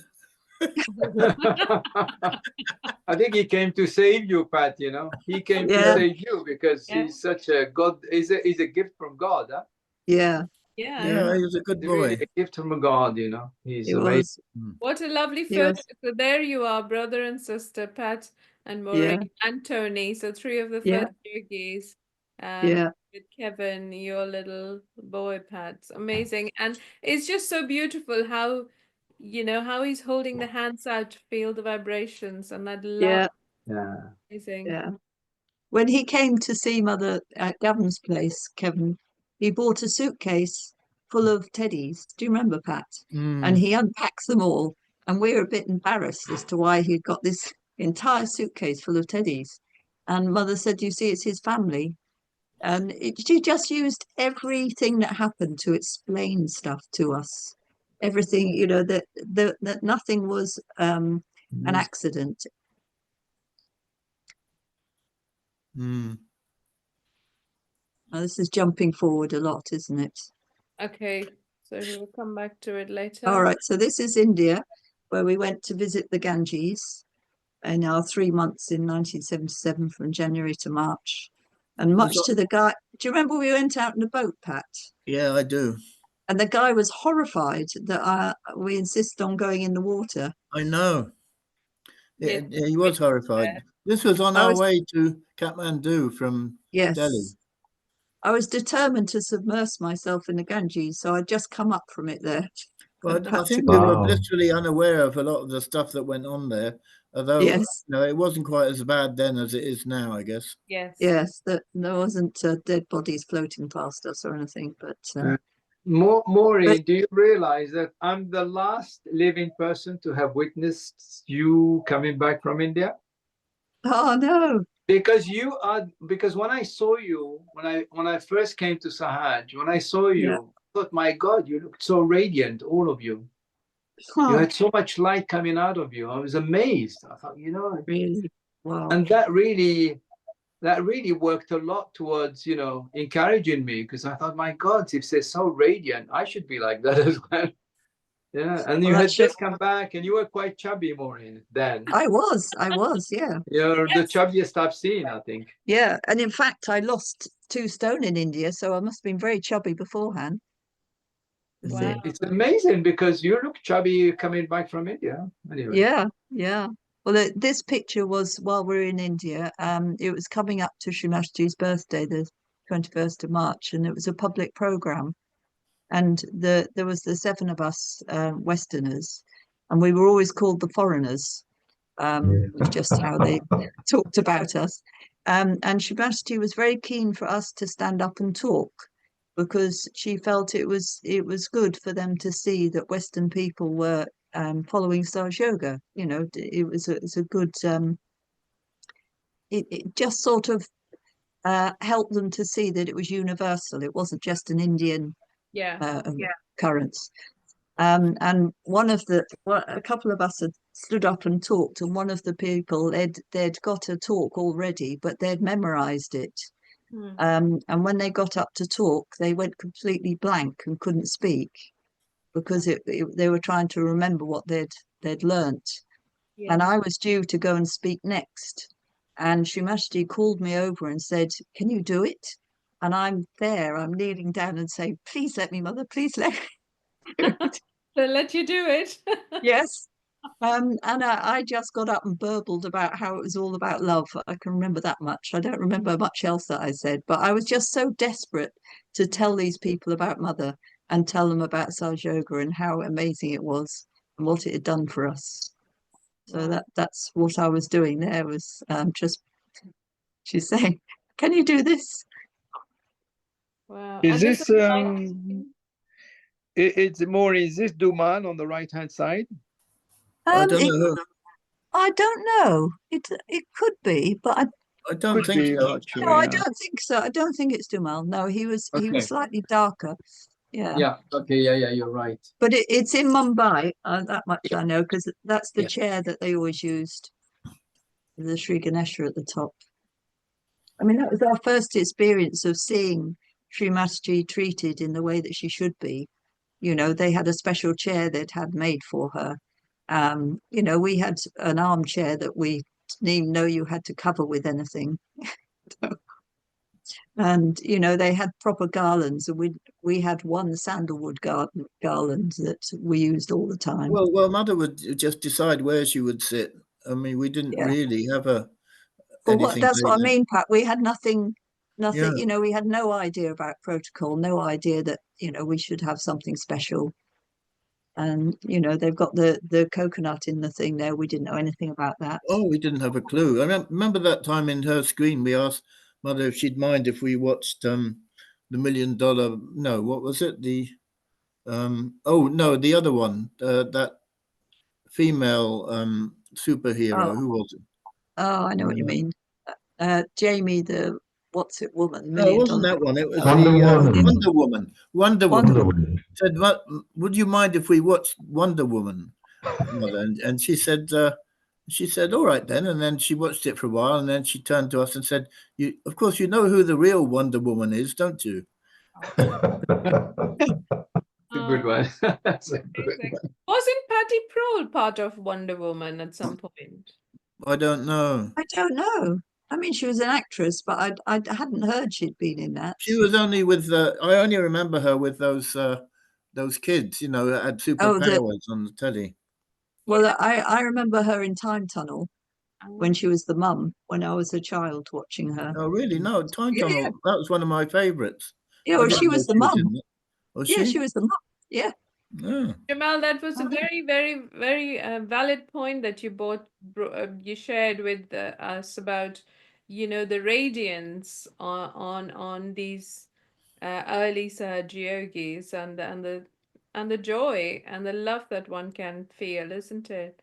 So thanks for sharing that, and please do share your stories as we go through these photos. There might be things you might have experienced sitting here in England or elsewhere on your expeditions, shall we say? Well, this But was in Kathmandu, in Gregoire's garden, where he was a diplomat at the time.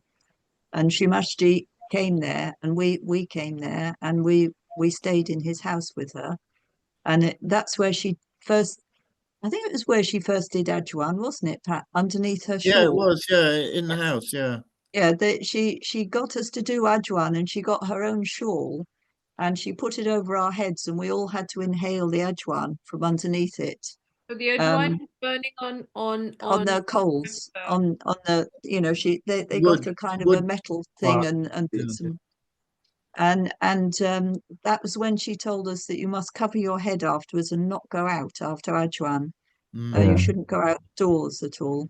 Some people do it after programs and then go, and it's not good. So that was Well, one you have thing. to keep warm, right? You have to keep your Keep head your warm, head warm. neck You have to warm, cover your head and go to bed, and keep the not neck go out. warm. Yeah. Yeah, yeah. But I mean, there is pictures of us actually under the shawl with mother, so I don't know where they are. Somewhere. Yeah. this is Oh, back This again. is back in Varanasi. Yeah. And this is probably the red thought we thought, Or probably. Fatipur Sikri. I can't remember Or which. Fatipur Sikri, yeah. Looking out across to the Taj Mahal. looks I like mean, this yeah. is what mother made sure that we got to go and visit important sites in India while we were there for the 3 months. She used to send us off. Yes. We go somewhere with mother, and then she'd say, "Okay, well, I'll see you in a couple of weeks here or there, and I recommend you travel and visit this, that, and the other on the way." Yes, and we got to go to a lot of amazing places, which was, incredible. Allura And and we a also gentleman. Some and we all stories you stayed with yeah. huh? Some stories you remember from that particular visit Well, to we stayed with Sahaja Yogis, which was, wonderful. The hospitality was incredible. you remember who you stayed with? Raobai, with Raobai, with her son, who's we always called Farmer Rao, Uh-huh. and her other son that was a doctor.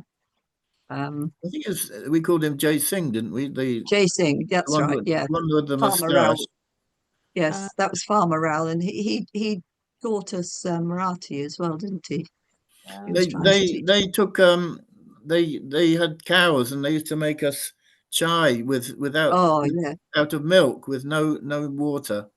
yeah, And I got ill. I remember they took me to the doctor, and I was sitting in the back of the car looking at my hands, and they looked gigantic because I was delirious, So I said, "Oh, yeah, look, I've got Mickey Mouse hands," and then I could see this exaggerated kind of image of their eyes looking at me, thinking I'd gone mad.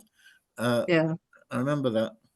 Yes, well, I got ill as well. I think, well, we had it was so soon since we'd stopped our bad lifestyle of hippies. And I've been poisoned with weed killer, of course. This was Yes, on the way to Delhi from Agra. yeah, There was a chickpea story, Pat, wasn't it? The chickpea story. No, that was part of Indian history. Apparently, the son that jailed the father said you can choose one kind of food to eat, and he chose chickpeas because they could be served in so many different ways. Something like that.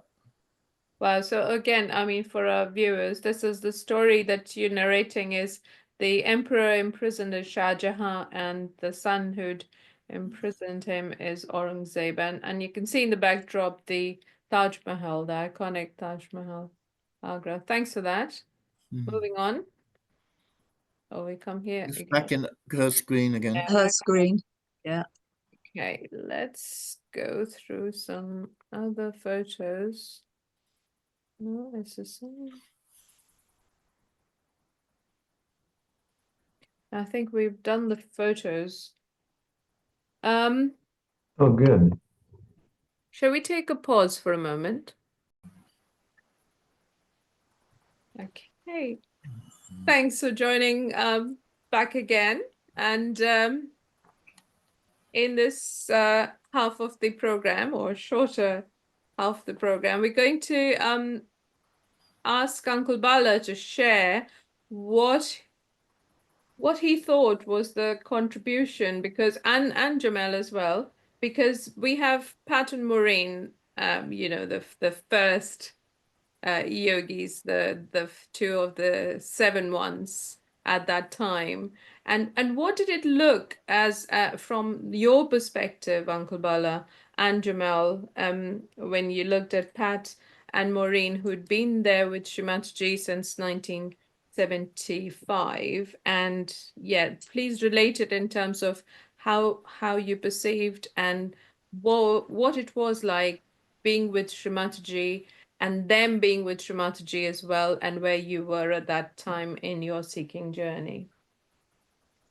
I think the most impressive thing I felt, you know, at the time when I interacted with the few yogis who were already established, you could say, you know, that was Gavin and Pat, Maureen, Douglas, of course, was there. And I think the most amazing thing was how they also were on the trail of Shri Mataji's philosophy, which is that everything was vibrations, and we always stressed, or they always stressed, the feeling of vibrations for everything that we did, and including, of course, you know, when I remember going to her screen and to the house, and Shri Mataji had lots of very beautiful statues of different deities, you know. I remember the Shiva statue and the Ganesh statue, the Kartikeya as well, and you know, the very fact that they made me sit and feel the vibrations of all these murtis, you know, I thought it was amazing that you could feel actually vibrations, you know. And this is what makes you stick to Sahaja Yoga, is when you actually begin to use it. To me, it was like a new language. It's the language of the divine, and the way how the divine interacts with you and tells you what is actually going to be really absolutely good and what is not, what is really negative and what is positive. And that I think, you know, I was very I mean, I have to be grateful to Maureen and Pat and Douglas for this, because they showed the way. And definitely, you know, that the fact that because they just came back from an India tour, they probably didn't realize it, but they had a glow on them that I could see that very clearly.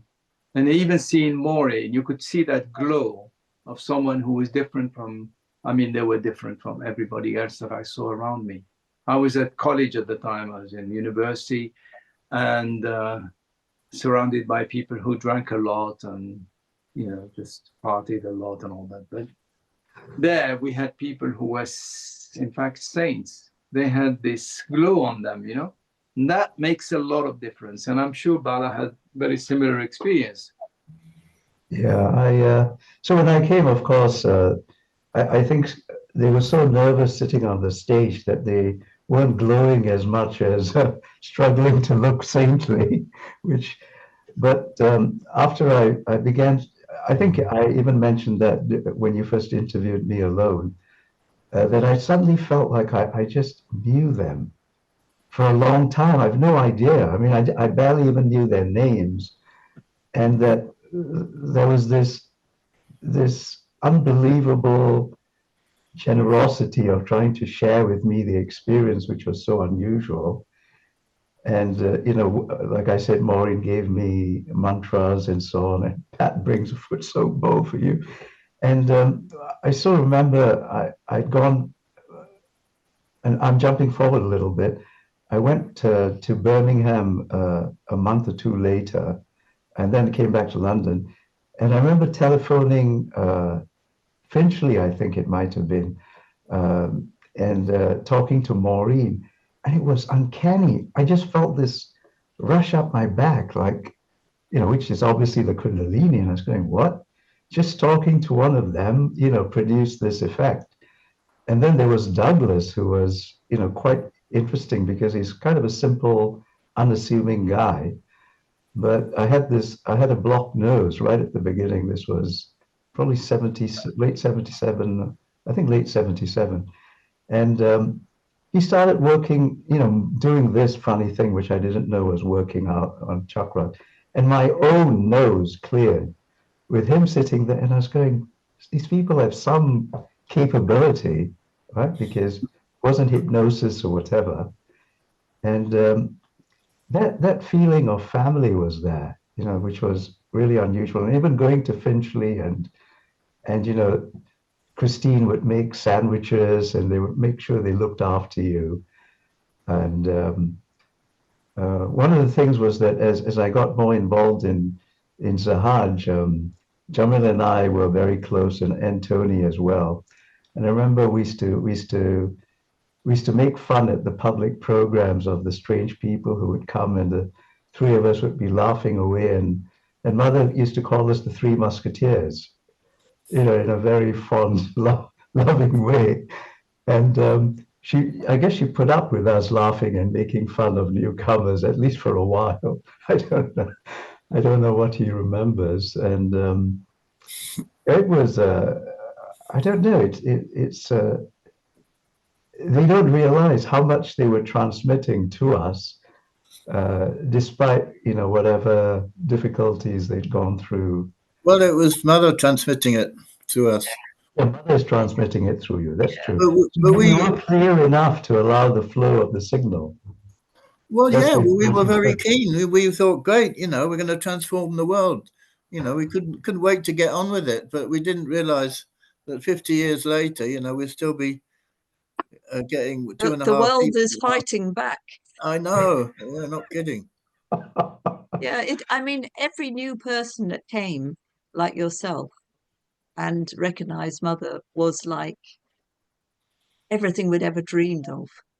I used to dream of meeting a Sahaja Yogi I didn't know, because at that time you knew everyone.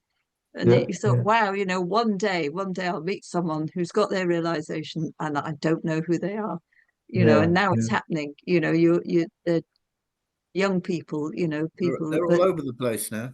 No, they don't know who we are. That's true. But at that time, every one of you that came was like a flower, and it was, we wanted to nurture you. We were just so bowled out to have someone at last recognize and understand the way we felt and about Mother. Yeah. I remember we were together. I don't know if it was Ashley Gardens or somewhere, and Mother looked around very lovingly and she said, "Oh, my first 12," and then she was talking something about us being at, I don't know, you must remember, about us being at her Sahasrara now. And somebody asked, "Where were we before, Mother?" And Mother went, "You were here." She was showing her shoulders. And I thought, wow, so from Vishuddhi, we skipped the Agya and went to Sastra. That was my aerospace thought, but I don't know. Was it in my place in Cambridge also, in Hatfield, when you came? It must be Hatfield then. Could be Hatfield, because there was a small group of us staying with her, and I remember coming and knocking at the door, and it wasn't opened immediately, but we'll leave that for another day. But yeah, it was very nice. It was really sweet. And I remember that the ladies were allowed to sleep in Mother's room, and I as I said, I was staying with Mother at weekends prior to that. So I went to Mother and I said, why is it only the girls are sleeping? And she said, "Oh yeah, you can also sleep here." And the next thing you know, Gavin wanted to, So then Mother said, so after he left the room, she said, "Oh, maybe you should be with the boys." But it was just family, it was like your mum. There was nothing nobody can absolutely. comprehend that now, especially the world Yeah. today, nearly 50 years later. It's just so distorted, people's thinking and so on. They can't understand the No. relationship between a child and its mother. They've just Yeah. completely lost it. They've lost it. Yeah.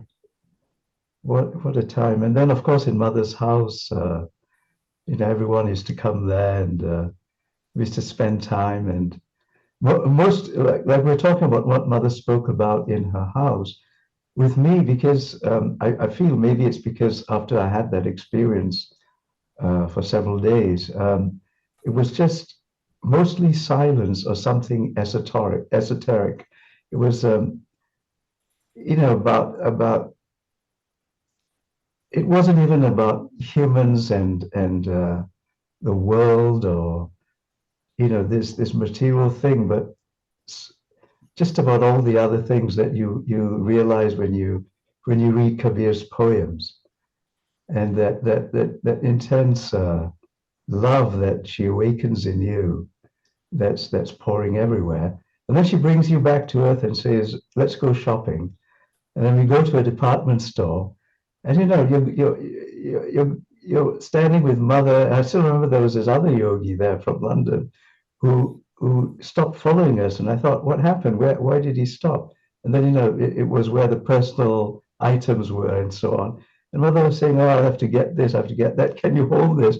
And I had no problem with it. No problem. And later he said to me, "Hey, didn't you feel shy?" And I said, "No." I said, "It's Mummy. It's your mum." And then she went to Boots, the chemist, and she was buying stuff for her family, I think. And then she reached up and said, "Oh, you should take this." She said, "It'll stop you." I think it was vitamin C. Then she gave me instructions on how to take it, when to take it to prevent this colds. It's just all those little things. And then when she cooks for you and make sure you eat, and then when you're making, she gets the manservant to bring tea, and then she asks me to pour it out. It's like, wow, what a great honor this is. And I still remember once there were some yoginis around, and I thought, oh, they will serve her, because usually the girls did. And Mother said, "Oh, no, you pour my tea." And then she said, "Oh, they get very nervous, and the pot shakes, and then the hand shakes, and then I get nervous," she said, "when they get nervous." So, and that sweet interaction, and nobody minded anything or any, there was just, I don't know, I guess it was just a family love that was permeating the whole place. And, the times the Three Musketeers had together were a lot of fun, a lot of fun. Mm. I wish the third one was still in sight, but that's fate, I suppose. He went by the wayside, I'm afraid. He went by the wayside. Yeah. Okay, let's talk about this. A few more photos here, and this is a hand-drawn. Is it Madhubani painting? Which Was that at Gavin's house? I think so, yes, it is. Yeah. And I think, had Mother not given it to them? Probably, yeah, I can't remember. Yeah, exactly. I think that so. must have been a present then, was it? Yes, I believe so. Yeah, and this is black and white, so you can't tell. Oh, this was me when I was in my Indian phase, Red Indian phase. Oh. I kept going through these different states, which would last for days from past lives. Oh. And this was an Indian one. I kept walking. I kept feeling I was an Indian with a headdress and feathers and everything. I don't know where this one was. Okay, it's part of the question. Who's Douglas. that? That's Douglas. Doug. Without Yeah. Mr. Fry, yeah. No beard. Shri Mataji. I don't know where that's from. No. Beautiful photos, aren't they? That's Dollis Hill, because that's my speakers there. Yes, that's Dollis Hill. You think that how many people it fitted in? I know. Mother used to, sometimes she sat on the right by the fireplace, and sometimes she sat in the window like that. I know when when the Advent was given out, and she signed it, that she was sat by the window there.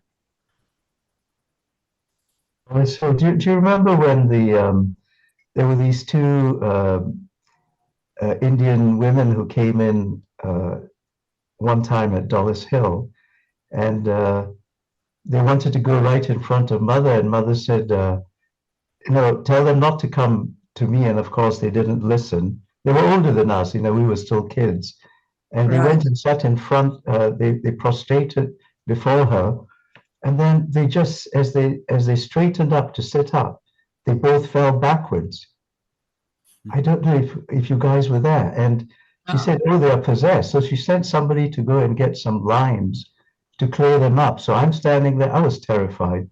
I didn't know about getting possessed and all that stuff. And I was thinking, what's going on here? So, all right. So she works in them with the limes. And Mother said, oh, I've taken the boots out into the limes, right?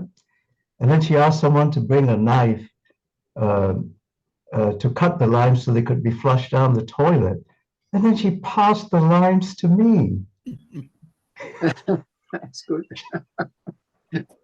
You're a good instrument, aren't you?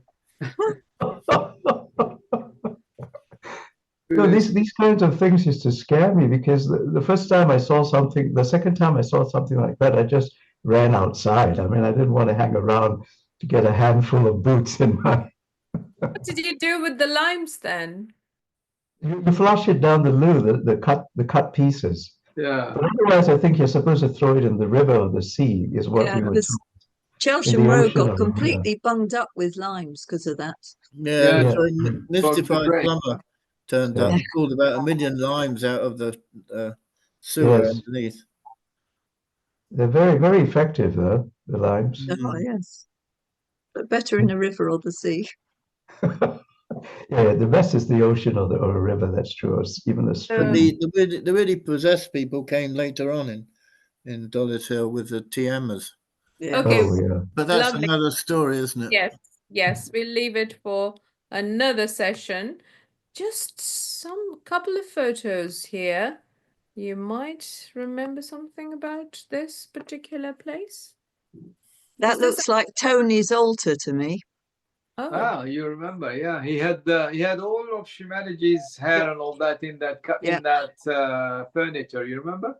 The drawer? Because he was the first one to have a proper altar. None of us had one. Yeah, that's true. That's true. I took that picture of Mother on the right, sitting on the chair in her screen. This one here, Yes.